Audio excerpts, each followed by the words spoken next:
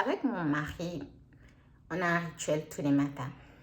En fait, quand moi je me lève, je raconte mes rêves, quoi.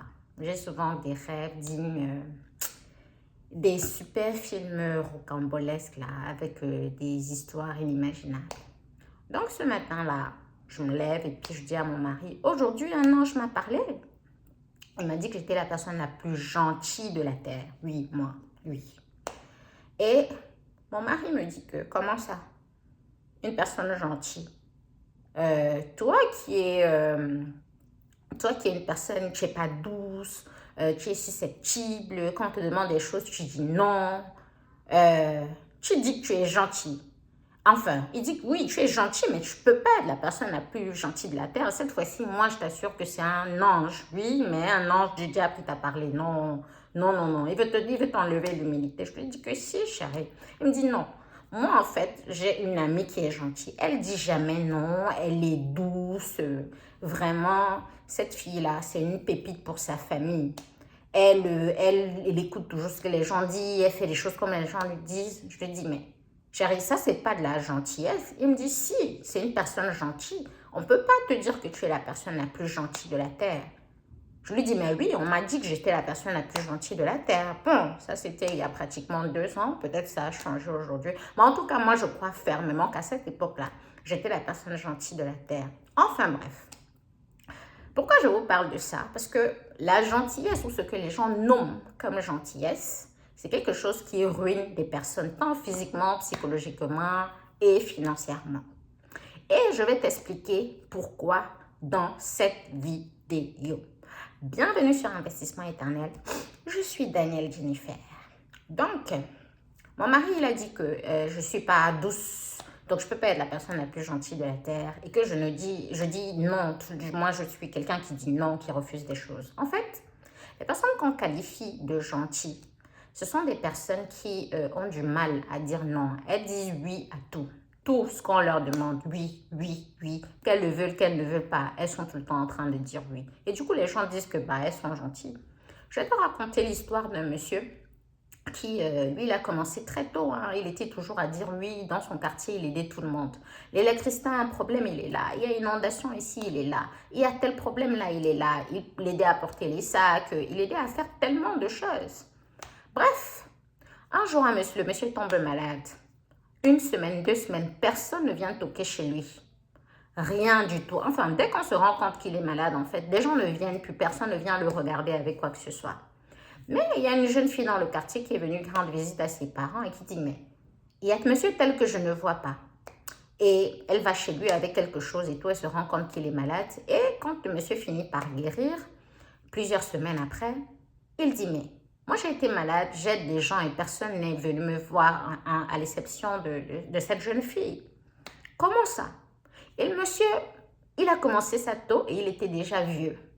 Il a abandonné ses rêves, tout parce qu'il était tout le temps en train de dire oui à des personnes. Donc, il faut que tu apprennes à dire non, sinon tu vas ruiner ta vie. Ce n'est pas de la gentillesse. Tu vas comprendre ce que c'est à la fin de la vidéo. Ce que tu fais là, tu vas comprendre. Et tout ce que je t'explique, c'est pour que tu puisses comprendre, en fait. C'est un mécanisme psychologique. Et tu suis la vidéo si ça t'intéresse. Oui, tu ne likes pas, tu ne partages pas, tu ne commentes pas, tu ne t'abonnes pas. Et alors que tu dis que tu es une personne gentille, tu vois un peu, tu comprends un peu. Tu n'es pas obligé de le faire, mais ce serait bien par gentillesse justement de partager, de liker, pour m'encourager à faire davantage de vidéos. Bref, la deuxième raison, enfin, le deuxième comportement qu'ont les personnes qu'on dit être gentilles, en fait, c'est qu'elles manquent d'estime d'elles. À cause des critiques, et ça se passe toujours la plupart du temps dans l'enfance, à cause des critiques incessantes, des comparaisons des parents, tu peux faire comme tel, tu dois être comme tel, tu n'es pas comme tel. Moi, quand j'étais petite, je me souviens, je crois que je devais avoir peut-être 7 ans, j'ai une tante qui m'a dit que je suis très laide et que le Seigneur ne pouvait pas me donner l'intelligence et la beauté en même temps. Ça m'a frustrée. Et on passait le temps à me dire que non, je suis maigrichonne, je suis très maigre. Ce sont des choses qui m'ont blessée et qui, par un moment, oui, je manquais d'estime de moi. Et fort heureusement, aujourd'hui, ça a changé. Et j'étais obligée tout le temps de dire oui, oui, parce que je voulais plaire, qu'on ne voie pas ma laideur, mais qu'on voie ma gentillesse. Et en plus, les gens poussent même. Tu peux pas être gros et être méchant. Tu peux pas être laide et en plus tu es méchante. Donc, il faudrait que si tu combles tes tas selon eux avec de la gentillesse, dis-leur tout le temps oui et tout. Donc, le manque d'estime de toi là fait en sorte que ouais, tout le temps tu vas dire oui, tout le temps tu vas. En fait, c'est ce que tu as. Donc, c'est pas que tu es gentil. Et à la fin, à un moment, je vais donner la définition bien de la gentillesse là pour que, bah, chérie, si tu regardes cette vidéo, que tu comprennes que, bah, finalement, j'ai cherché la définition parce qu'on s'était dit que on doit chercher la définition parce que lui, en français, là, c'est le must et tout. De nous deux, quoi. Moi, je l'appelle le françologue. Donc, pour que, en fait, c'est pas de la gentillesse, cette façon de se comporter. Donc, le troisième point, c'est le regard des autres. Qu'est-ce qu'on pense de moi, en fait? Tu vois, ça découle de ton estime de soi, le fait de ne pas dire non, ça découle, en fait, tu te soucies du regard des autres. Qu'est-ce que les autres vont penser de moi concrètement? Qu'est-ce qu'on va penser de moi?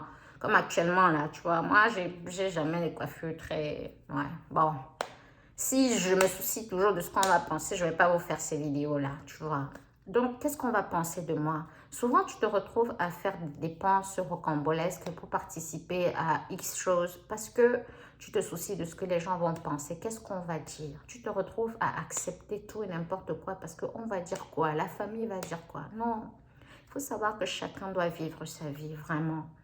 Ce que les gens vont dire, ce n'est pas important. Ce n'est pas important du tout. Des gens vont... j'ai déjà donné des raisons ici. Je vais ajouter le fait que les gens ont peur d'être rejetés. Alors, ils vont ne pas dire non, ils vont être gentils, ils vont vivre ce que les autres veulent en fait, faire ce que les autres veulent. Et il y a aussi ces enfants sages là. L'éducation joue aussi beaucoup. Le fait que tu sois l'enfant sage, entre guillemets, donc les parents te disent de faire ci, faire ça et tout. Donc plus tard, quand tu grandis, étant l'enfant sage, tu es toujours en train de dire oui, oui, oui, oui à tout. Et tu te retrouves dans des situations vraiment, vraiment horribles. Parce qu'il faudrait dire tout le temps oui. Et je suis sûre que tu t'es trouvé dans plein de situations. Il y a des personnes qui se sont trouvées à accueillir 2, 3, 4, 5, 6, 7 membres de la famille comme ça, du jour au lendemain, parce qu'on lui dit, ok, t'as pas d'enfant, prends un, prends 7, et après, bah, tu te retrouves avec des charges inimaginables parce que tu ne sais pas dire stop, non. Se détruire, c'est pas de la gentillesse parce que ce que vous faites, c'est vous détruire. Et je t'ai dit en entame que en fait, c'est un mécanisme, on appelle ça on appelle ça le people pleasing. C'est un mécanisme de défense psychologique. En français, on va dire le besoin de plaire, quoi. Tu vois, tu as tout le temps besoin de plaire aux gens. Et c'est pour ça que tu vas être entre guillemets ce que les gens appellent la gentillesse. Non, c'est pas de la gentillesse. La gentillesse, c'est profondément à l'intérieur de toi. Tu veux aider profondément, pas parce qu'on t'a dit, pas parce que tu veux plaire à qui que ce soit, mais parce que c'est profond en fait. Et c'est pour ça, moi je pense que l'ange l'a dit que tu étais la personne la plus gentille de la terre, parce que quand moi je vais aider, c'est vraiment dans mon cœur, j'ai envie de faire ça. Et c'est ça la gentillesse. Et j'ai pas forcément besoin d'être douce pour vouloir aider. J'ai pas besoin d'être douce. J'ai pas besoin de porter beaucoup d'autres choses, parler doucement pour pouvoir t'aider et tout. Parce que la douceur, ça peut accompagner la gentillesse, mais c'est pas forcément lié. Je suis sûre que dans ton entourage, tu connais des personnes qui sont là au taquet et tout, mais qui sont extrêmement gentilles en fait. Qui ne sont pas indifférentes, qui lorsque quelqu'un a un souci, elle prend vraiment à cœur le problème de l'autre. Tu vois, même sa façon de gérer, c'est vraiment avec tout le souci du monde en fait. Donc voilà. C'est tout pour moi. On se dit à très très bientôt. Tu connaîtras la vérité et la vérité, elle t'affranchira. Moi, je fais ça. Ouais, parce que je suis gentille, mais parce que je t'aime et Jésus-Christ, il t'aime plus que moi. Bye bye.